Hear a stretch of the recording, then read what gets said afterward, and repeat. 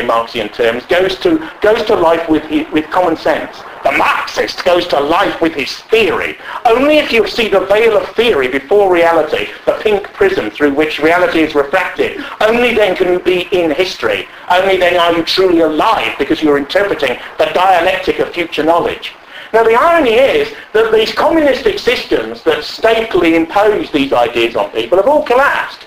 People who lived in Poland during Gomulka and other regime leaders had to do Marxist-Leninism 4 times a week. Just like the Catholic schools that these schools replaced, where you did religion 4 times a week. And you did Marxist-Leninist theory 4 times a week. There was a far-left party in Britain called the Revolutionary Communist Party, which was a split from the Socialist Workers' Party, a so-called rightist deviation within Marxist-Leninism. In 1986, they set exams for their cadres. You had to do exams on Grundrisse and groundwork and and Capital, volumes 1, volumes 2, volumes 3, to pass exams on this sort of material, just like in Poland. And people imposed this on themselves internally within the West. And yet, historically, these ideas have lost. These ideas have come crashing down as statal and political and architectural structures. Yet in the minds of elite Western academics, the softer, non-vanguard version of these ideas are alive and well and kicking and are in control. It's largely true that most artistic departments used as a term for the humanities and the social sciences across the board are in the hands of the West's most ferocious ideological opponents inside the West, mentally. Not in terms necessarily of how people live their lives and so on, but in terms of what they accept. The worst ideas in the world are some of the ideas in this room from the perspective of these sorts of people. And they know what they're against, although most of them are, in a sense, more coherently in favour of what they're for. Most left-wingers and liberals, like Tony Blair, begin with the first thing Blair ever did, was to go on an National Front March. The first moment was negative. He knew what he was against almost before he knew what he was for. But many of these people actually know what they're for as well. And what they're for is a world without any prior signification. Now, deconstruction is the idea that you have a text before you, and this text has a system of rhetoric which is related to the personality of an individual author. But the author doesn't exist, it's just a text, it's just a signification.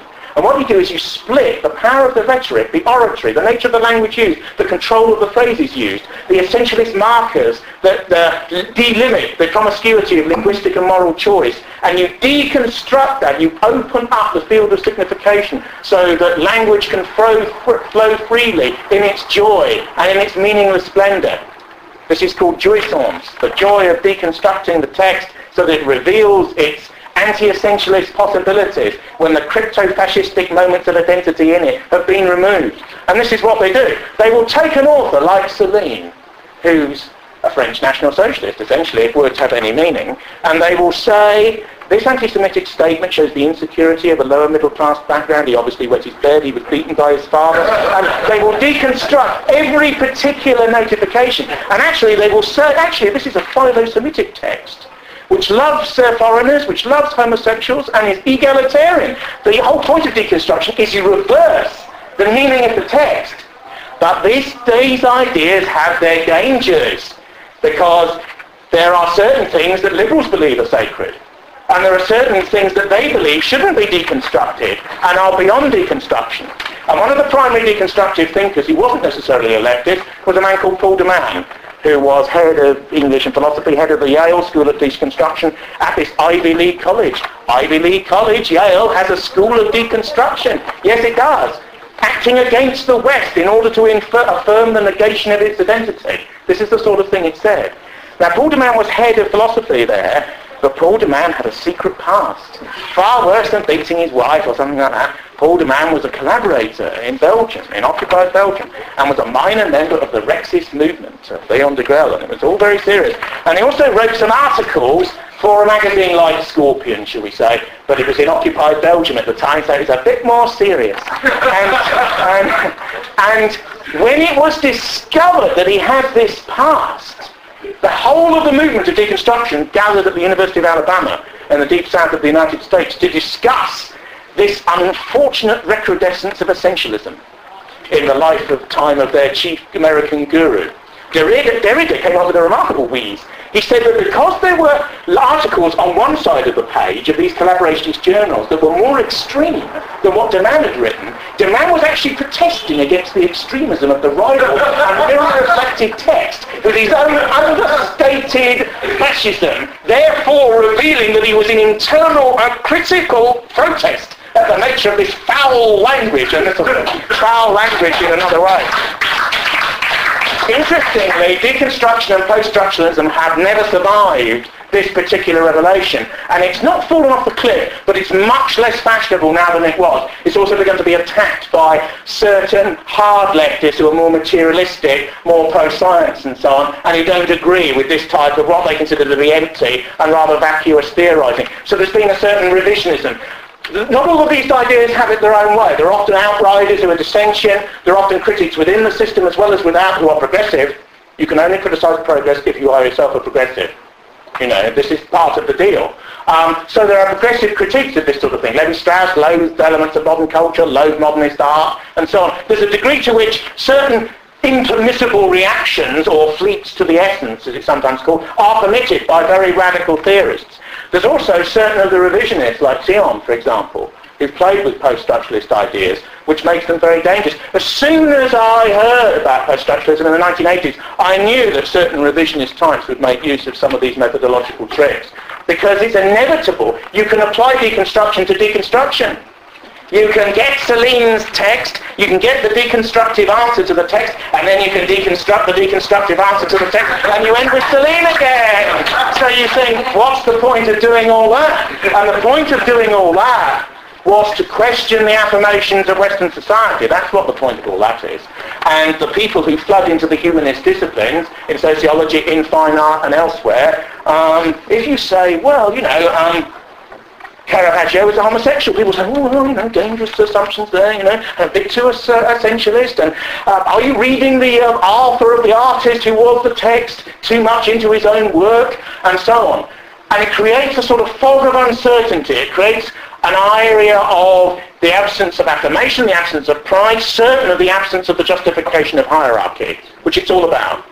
Ken Livingstone's a populist, libertarian, left-wing politician.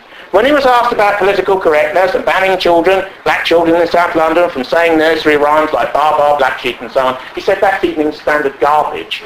He said political correctness is an attempt to change people's minds and language. It is concentrated on two egalitarian premises: absolute moral equality in questions of race and gender. He's a real leftist. That's what it's really about. It's not about any of this epiphenomena. It's about making inegalitarian and elitist assumptions morally and linguistically impermissible. And if they're impermissible for a university professor, they'll be impermissible for a struggling fourth-level past degree student, and they'll be impermissible for a lower middle-class bloke who sort of half believes what's in the Daily Mail, and they will be impermissible right the way down the society, and they will, in a garbled way, come out of every news channel you can speak of. Many liberals now say, well, we're fighting for Western values in Iraq, but what are Western values? And do we have a right to fight for them? And in any case, you know, should we affirm ourselves? We're attacking their essentialism or their own. We should deconstruct at home first before we go abroad, imposing our signifiers upon these worthy foreigners, and so on. You see, it begins small, it begins with a debate about language, but it becomes much more powerful. And in the intellectual ideologies that operate outside the sciences now, these ideas are de rigueur. To be actually against them is to morally shock. Far more than, you know, transgressive postmodern art in relation to the Turner Prize and that sort of thing. Now, things like the Turner Prize bring me to Stewart home. Now, the Turner Prize is attacked by Home, but from the left. You can only criticise left from left. He's to the left of the Turner Prize. The sort of art that's exhibited in the Turner Prize, which is a sort of stitch up by various dealers, particularly in the 1990s in relation to a particular school or postmodern artist who came out of Goldsmiths College of Art in the late 80s, early 90s, and Hearst and Emin and Turk were the most prominent of the three. They were bigged up with a lot of big money, and people wanted to make mail money as a result of it. However, it's based on an ideology called anti-objectivist art, which comes from the 1960s and was largely part of the hippie movement. John Lennon was involved extensively in anti-objectivist art. Do you remember getting into a bag for peace? This is where a naked John Lennon, covered with hair, would get into a bag, and Yoko